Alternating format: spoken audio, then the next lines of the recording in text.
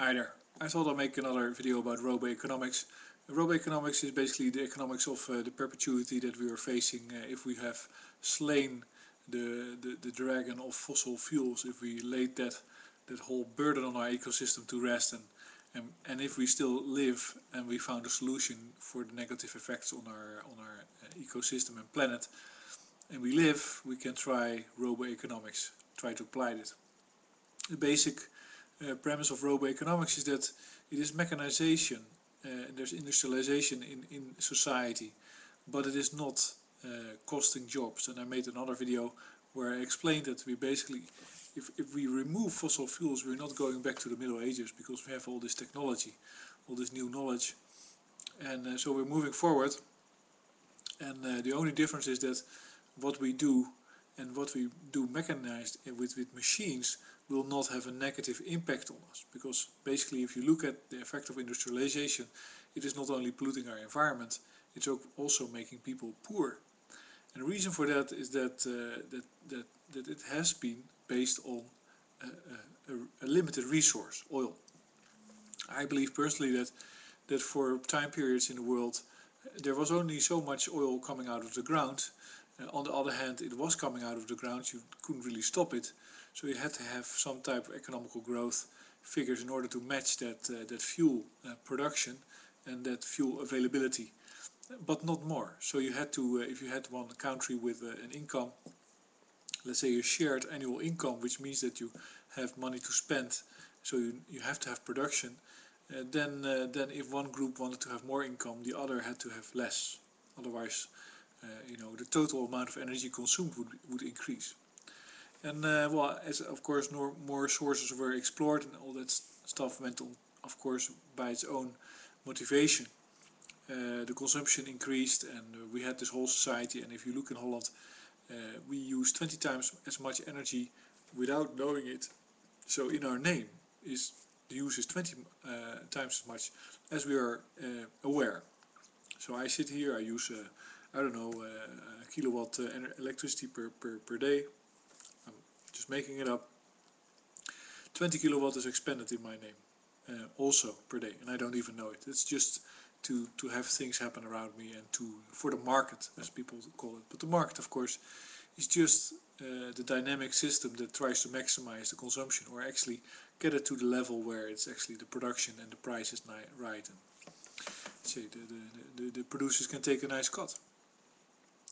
Well, because of that system of restricted resources of oil, you get a power base, because of course primarily the owner of the land of the oil will be very powerful, because he will basically be able to buy everything that people produce with his oil, because his price will be actually the value of the product.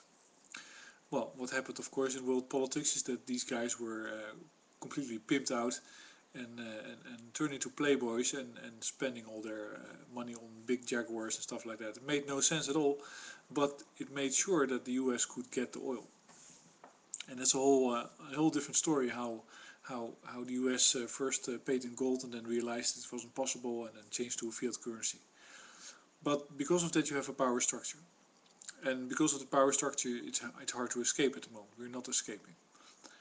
Not easily. And because of the power structure we are all suffering, because austerity and all these cuts are meant to hide the fact that the oil supply is dwindling, and and also because the philosophy of the people that own the oil is that there's not going to be an alternative. It's not going to be supported by them.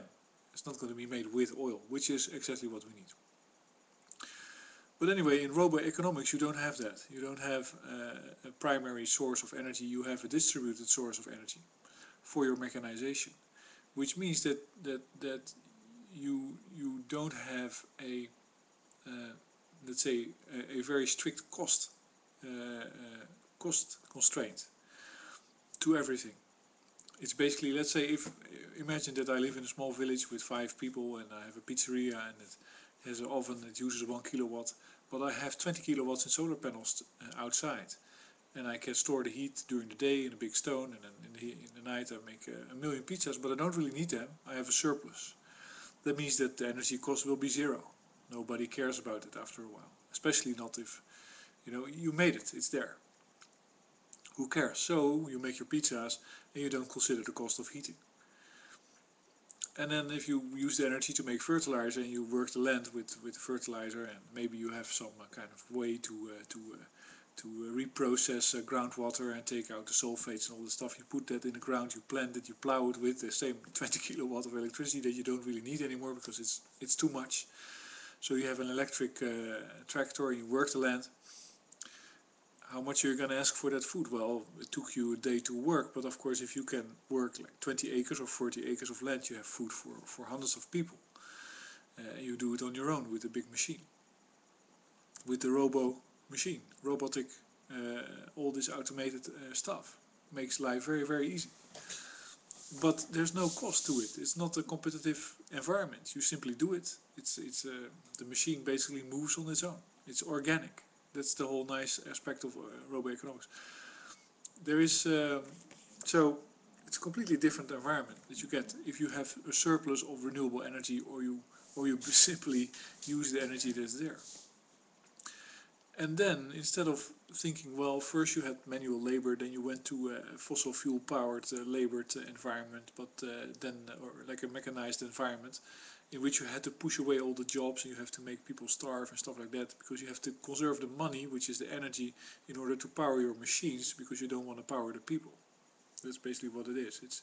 You don't want to give money to people because they will spend it on food and stuff like that. And ultimately their supplier is a supplier of me in the supermarket. So my supermarket will use it on energy. The producers in society want to get rich producing, and they want that energy, they want that money to put in their machines. That's what you have in the limited energy environment, which you have during the last industrial age with Keynesian economics, which means that machines compete with humans. Humans are also always losing, and you get where we are today, with people out of a job without income. Because if you would give the people without a job income, then they would be spending it on driving around in their car, and that fuel is necessary for production. It's basically what's the utility energy use mix of a human compared to a machine, and what's the energy utility of a human compared to a machine, if you want to make money in it with it as a producer. Well, of course, economics has been saying for years, and you have heard that we have to stimulate the economy by giving money to the banks, and the banks would then loan it out to the people, and the people would spend it. Well, that already happened. It's called that whole credit card bubble and the housing bubble. They were all ways to give money to people so they would spend it on products which would then be manufactured using the fossil fuels. And now the fossil fuels are running out, and the manufacturers are saying, well, listen, we want to keep manufacturing, and because we probably have to go to fight a little bit in the future, we probably want to reserve all that fossil fuel for the army, so we give the Pentagon the most money. And then the rich people that we cannot really really resist, because they are too powerful, or they are too integrated in our society. But the people without a job and without any use, but that's a result of Keynesian economics. And in a robo-economical situation, that wouldn't happen.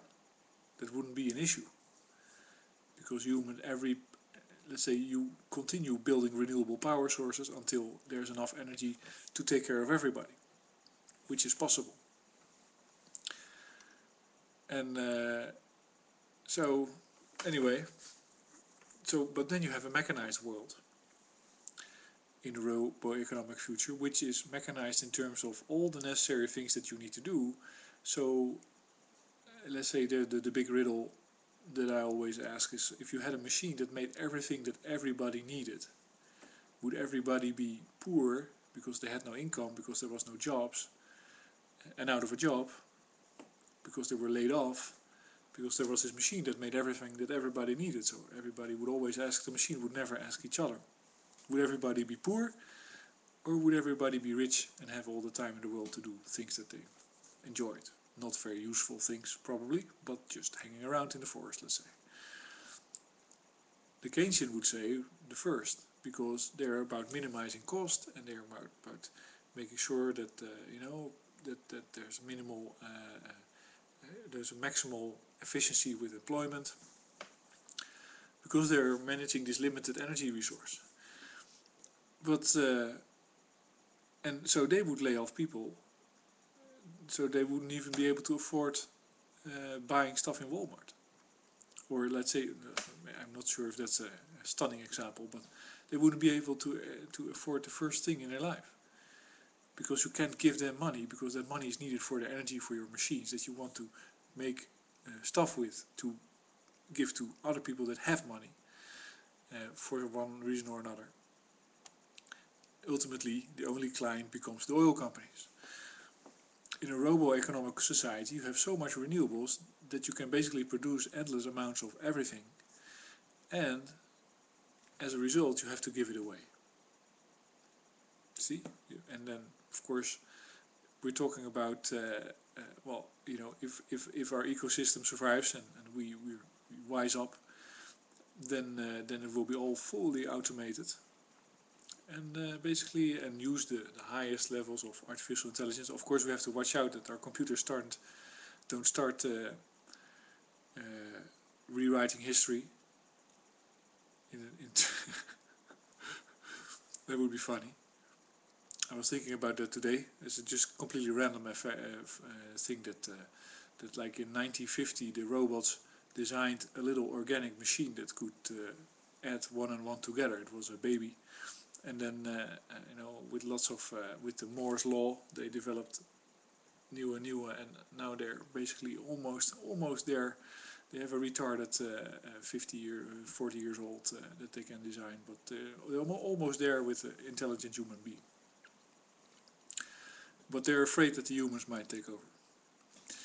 Anyway, completely random, but I'll make more videos about the roboeconomics, because I think it's just fun to think about it, and it's completely doable. You have to confiscate all the fossil fuels, bring them under central control, and mandate the task to bring as much renewable sources online as possible. And of course you can do that ultimately with renewable sources, so there's really no stopping that process. Thanks for listening.